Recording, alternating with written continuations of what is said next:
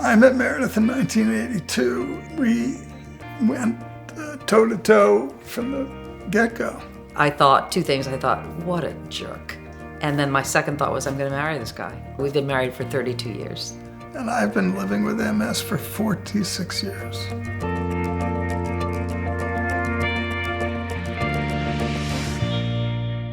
My father had MS, as did his mother.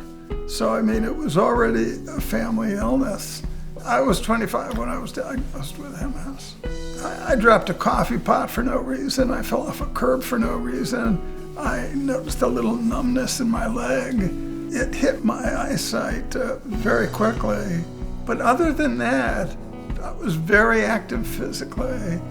I thought I was really beating it. I was living in denial. I had been living with MS for 10 years when I met Meredith. I told her about the illness because I had sort of learned the hard way to get it on the table. And she really didn't blink. I don't know why it didn't faze me. Maybe because he presented as very healthy. I've always been of the school of thought that you could get hit by a bus the next day. Any one of us could.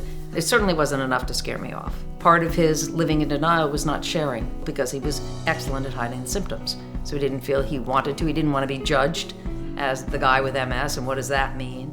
For a long time, you would never have known that Richard was ill. A secret sickness is not a happy way to live. We have 3 kids. We knew at some point we would tell them about the MS, but we hadn't planned on a specific date. But our son Ben, our oldest, he asked me out of nowhere, "What's the matter with Dad?"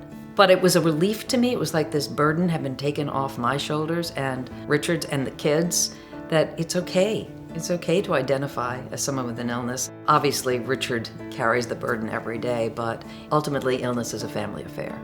I found writing about it to be very useful, just emotionally very useful. Making that leap was really hard because you were someone who had said so little about your illness and not allowed it to define you at all, and there you were writing a whole book. I talk to people who are newly diagnosed. I say to them, you're going to have this for the rest of your life. You don't have to be controlled by it. I could give you a long list of things that I can't do anymore. You just sort of learn to accept that. I look at our 3 kids, I look at our relationship. I've written 4 books. What do I have to complain about?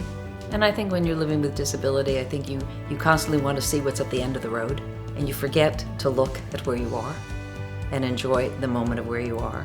And don't worry so much about where the journey's going to take you, because we don't know, any of us.